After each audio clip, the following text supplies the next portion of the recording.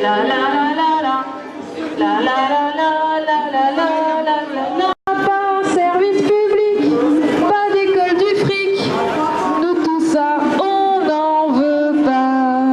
La la la la la, la la la la la, la la la la la.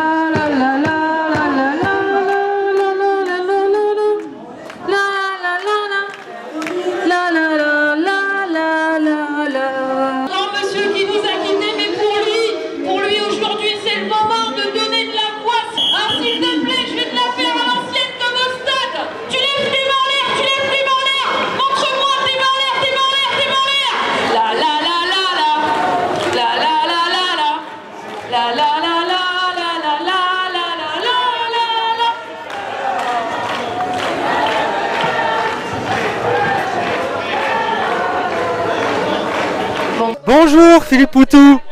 Bonjour. Alors on vous voit souvent sur les lieux de manifestation. Est-ce que vous pouvez nous dire pourquoi vous êtes régulièrement sur les lieux de manifestation? Parce qu'il y en a marre, parce qu'il faut protester, il faut gueuler, il faut exprimer la colère, la révolte. Aujourd'hui, c'est la fonction publique, donc l'idée c'est de se battre pour développer les services publics et donc de répondre aux réformes proposées par le gouvernement aujourd'hui qui vont dans le sens du démantèlement des services publics, qui sont en fait la même politique qui sont menées depuis très longtemps. Donc là, on essaie de réagir. On est quelque fort avec les salariés de la fonction publique et on aimerait bien qu'à travers tous ces rendez-vous, il y ait le tous ensemble qui se construise vraiment avec les gilets jaunes pour qu'il y ait un mouvement de fond, qu'on soit des millions dans la rue pour changer tout ça. Vous, par rapport à votre engagement politique, ça vous semble important d'être régulièrement présent auprès des gens qui se battent pour leurs droits dans la rue, c'est ça? Oui, c'est le soutien, la solidarité et puis c'est le tous ensemble. Voilà, donc c'est évidemment important qu'on soit vraiment en lien, coordonné et qu'on construise ensemble. Donc évidemment que dès qu'on peut, on se rallie à des batailles qui sont celles des salariés de la fonction publique ou même on peut parler des luttes écologiques, on peut parler des luttes antiracistes. Ben voilà, c'est comment la population prend ses affaires en main, se défend au quotidien et ça passe par tous ces combats-là, donc ça passe par l'unité de ces combats-là. Est-ce que vous pouvez nous détailler vite fait précisément les mesures qui font que les salariés du public sont aujourd'hui dans la rue? Alors là, il faut voir les salariés du public. Là. Il y a la réforme de l'éducation nationale avec la réforme Blanquer, il y a la réforme des hôpitaux. Voilà, c'est une somme de réformes aujourd'hui. Et là, il vaut mieux demander aux salariés parce qu'ils auront plus de détails et ils comprennent mieux ce qui se joue pour eux, quoi. Ok, je vous remercie beaucoup. On va suivre le cortège. Au revoir.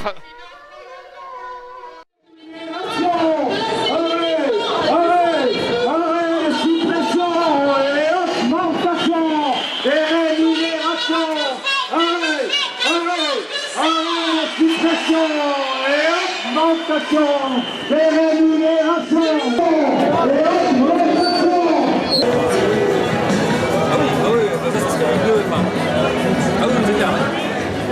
Buzyn, Dussopt, Blanquer, non, non, non. Et pour les traditions, parce que jamais aussi.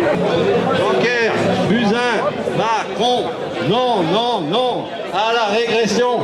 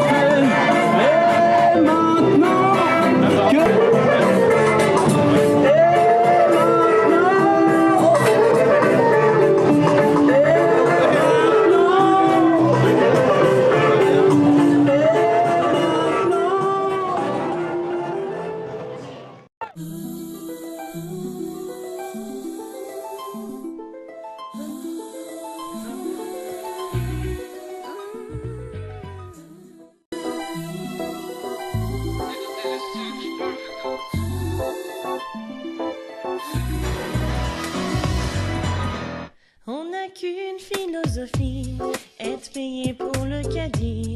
Malgré tout ce qu'on nous dit, on reste le point levé. Pour le meilleur sans le pire, nous sommes salariés, pas des martyrs. Nous avançons bien rangés, mais toujours le point levé. Lever la tête, bonder le torse, sans cesse redoubler d'efforts. La vie ne nous laisse pas le choix, nous aussi on a des droits.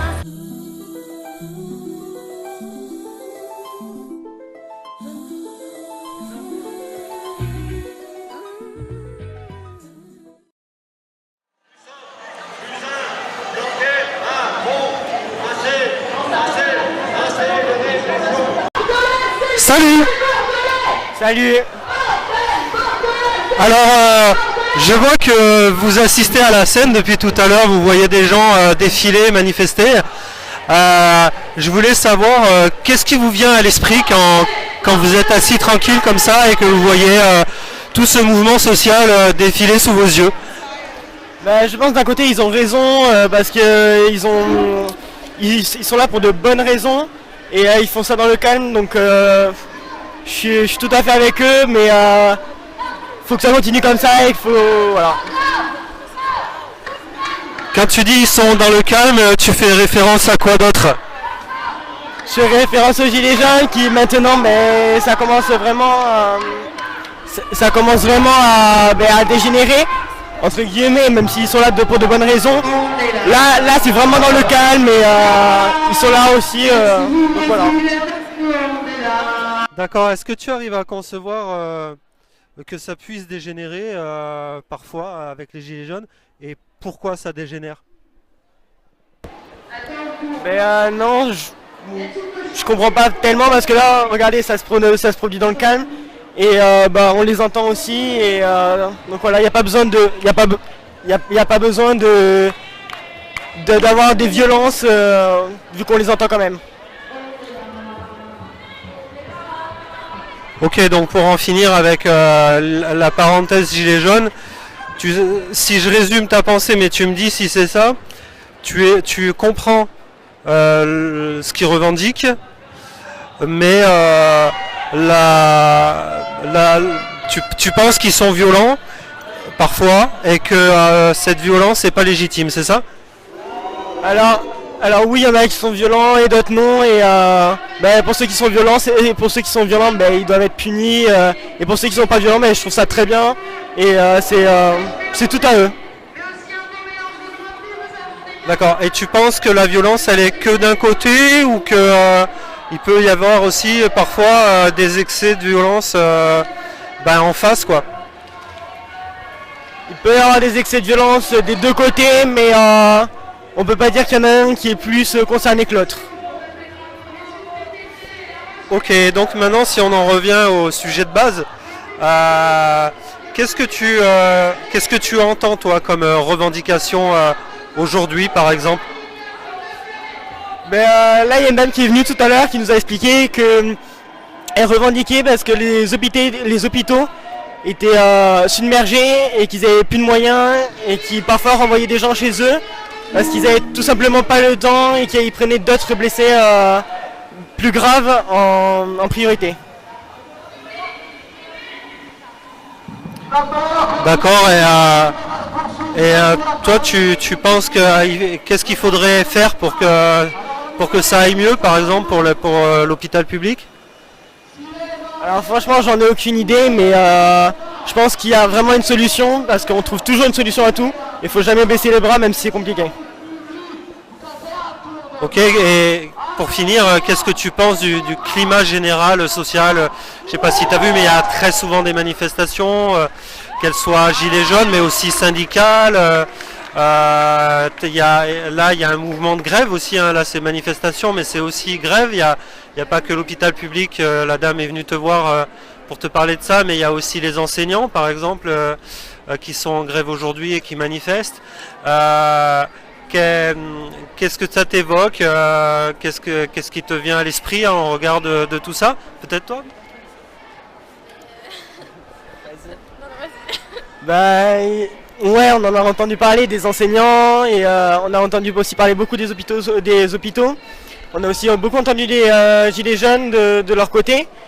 Tout ça rassemblé, en fait, on ne sait plus trop où on en est.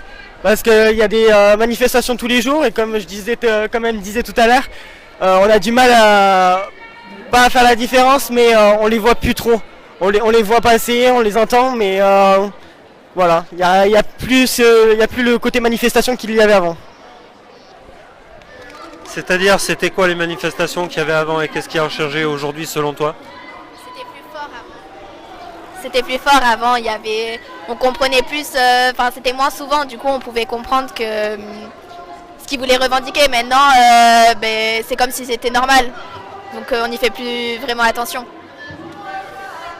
Tu veux dire c'est presque devenu une habitude et du coup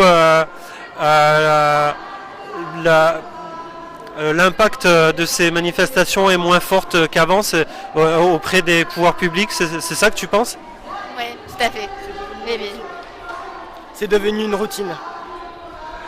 D'accord. Et de votre point de vue, qu'est-ce qui fait que l'impact a diminué? Qu'est-ce qui fait que ça devient une routine de votre point de vue?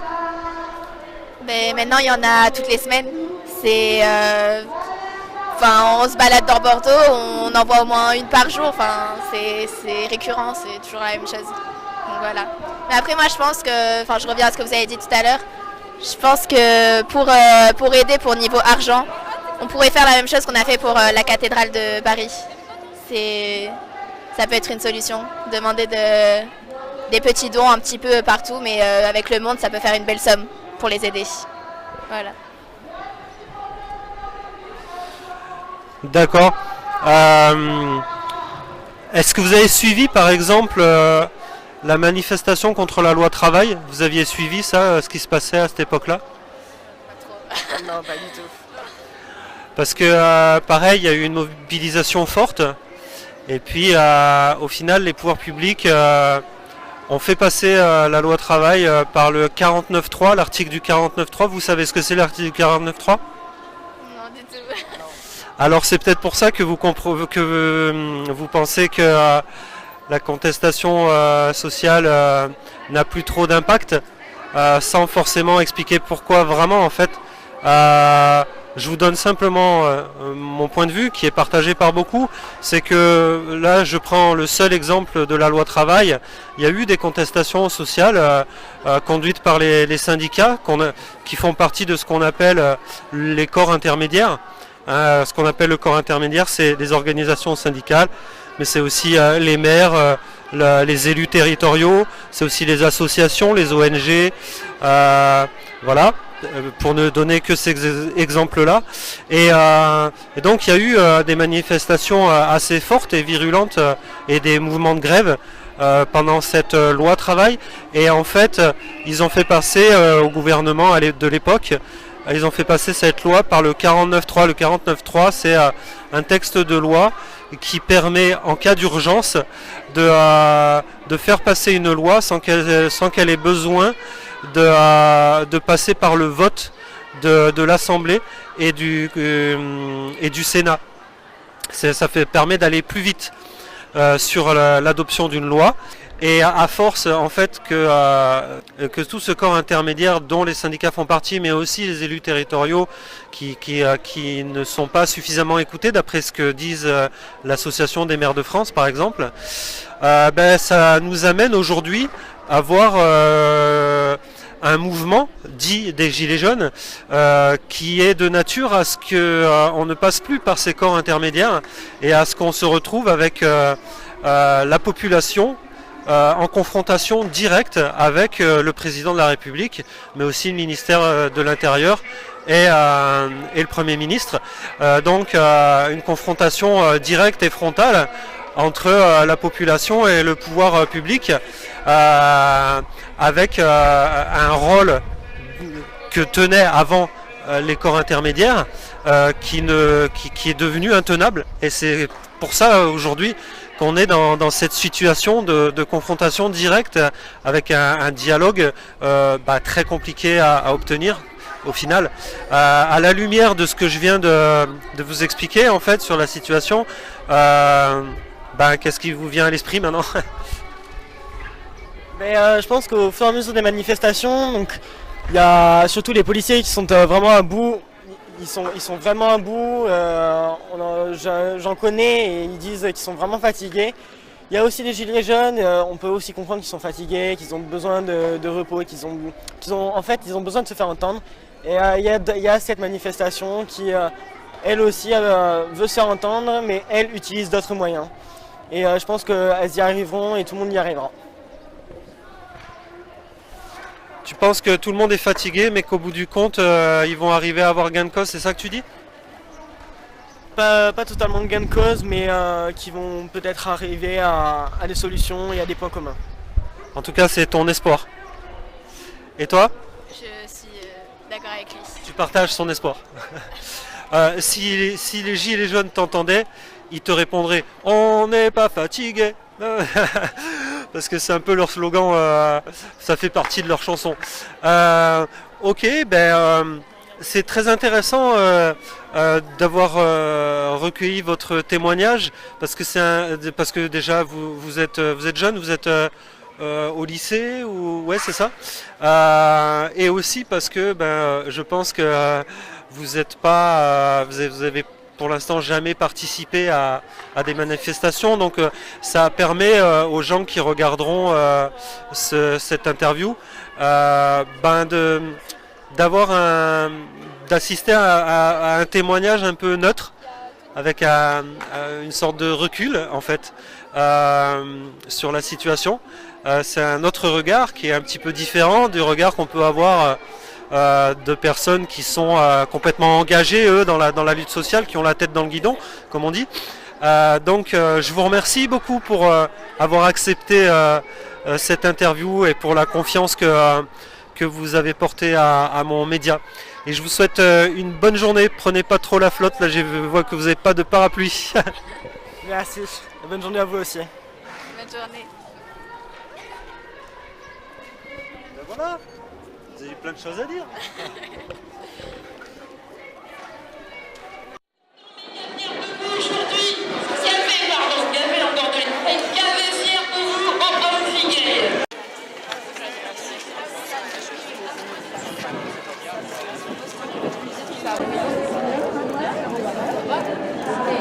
Blanquer, ta loi, c'est non. Pour nos salaires, c'est oui. Blanquer, ta loi, c'est non. Pour nos salaires, c'est oui. Blanquer, ta loi, c'est non. Pour nos salaires, c'est oui. Alors je te rappelle, j'ai une information massive dans la main. Il nous faut de la thune pour mettre le temps de respecter. Il faut de l'argent pour mettre dans le temps. Il faut de l'argent pour les opinions. D'accord? Non, pas de pognon. Alors pas de pognon. J'ai demandé de la thune. Le ministère ne répond pas. J'ai demandé de la thune. Non, pas le macron, t'auras ton pognon.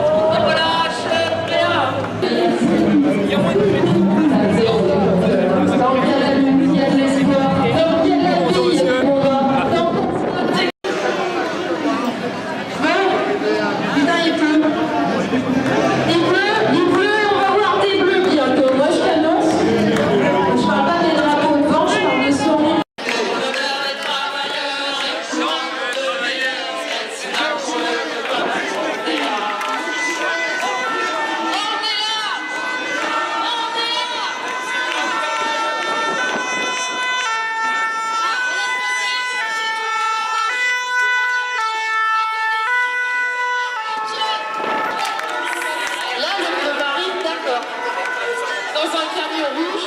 D'accord.